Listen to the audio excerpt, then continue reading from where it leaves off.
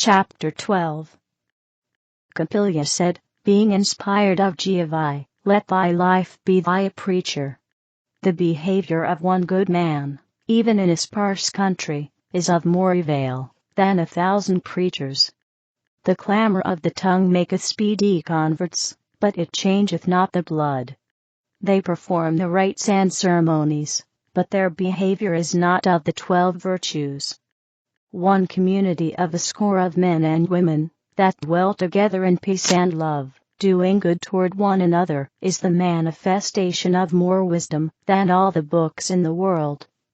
A man that hath learned sympathy is better learned than the philosopher that will kick a cat or a dog.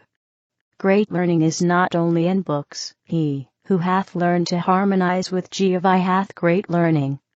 The doctrine of the idolater is war, but my sons and daughters practice peace, resisting not any man with weapons of death, saith Jehovah. My sermons are not in wordy professions, but in the souls of my people who practice my commandments. Ye have witnessed that Sudgas's followers said, Behold, Sudga is our Lamb of peace. And they were nations of warriors, they built monuments to glorify their greatest slayers of men. My people say little, profess little, as regardeth their virtues, but their practice is my voice. Capilya said, whatever should be the character of one man, so should be the family, so should be the state. Harmony in a man's soul is his greatest blessing, and so of the family, and of the state. Whoso will sacrifice self-gratification for good of the family is the greatest, best one in the family. Whoso triumphs in self-desire, or in inflicting on others his opinions or doctrines, is the worst, bad man in the family. My Father in heaven is thy Father also. All men and women are my brothers and sisters. To magnify one's soul so as to realize this brotherhood is a great virtue. No matter what name he hath, there is, nevertheless, but one Creator, and all peoples are his children. Call thou him what name thou wilt, I will not quarrel with thee. I am a child of his love, by love will I prove it unto thee. No man can prove this by war. At death the real life beginneth. Mold thyself well whilst thy soul hath a good anchor, the body. The highest, best life in this world findeth the highest, best life in heaven. To love thy Father who created thee, virtuous happiness is little more than this. The happiness of lust is hate to thy Creator. The man learning to swim had better go in with corks, till he find the stroke. Like this, thy Creator gave thee a corporeal body. Be not in haste to enter the unseen world. Make sure that thou hast learned the stroke of the resurrection erst thou puttest aside thy flesh and bones. Religion is the learning of music, harmony, in a community, in which the rabbah is the keynote. Music is of two kinds, sounds, and assimilation. Dumb instruments may make sound music, but assimilation cometh to the real matter, of putting one's behavior in harmony with the community. Good works. Who knoweth the meaning of these words? King Yokorana judged the good works of a man by the number of bad men he had slain. When almshouses promote laziness, they are not good works.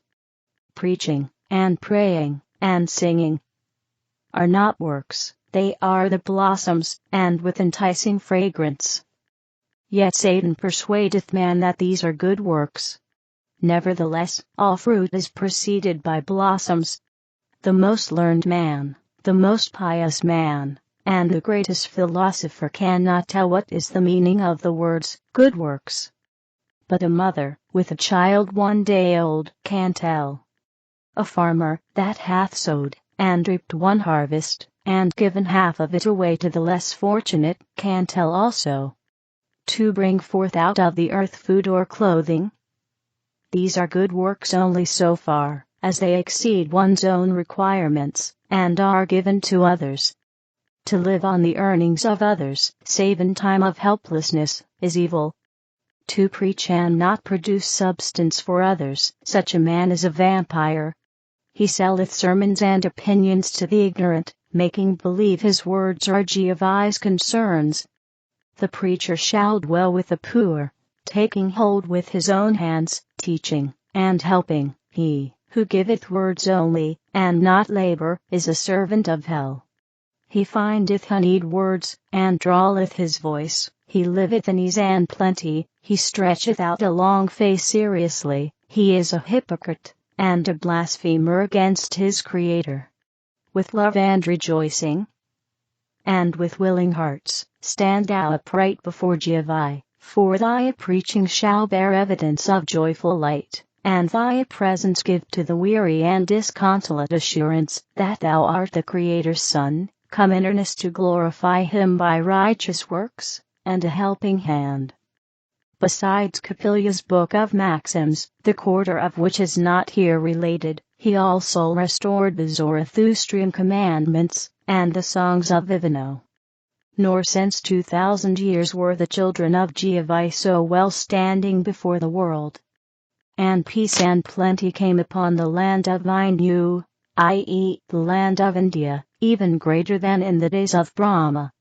Thus closeth the history of Capilya, who was led in all things by Jehovah, through his angels, even to the words he uttered, though oft he knew it not. Such is it to walk with the Creator. Now whilst this was going on in Ainu, the Creator also labored through his angels, in the land of Egypt, with Moses,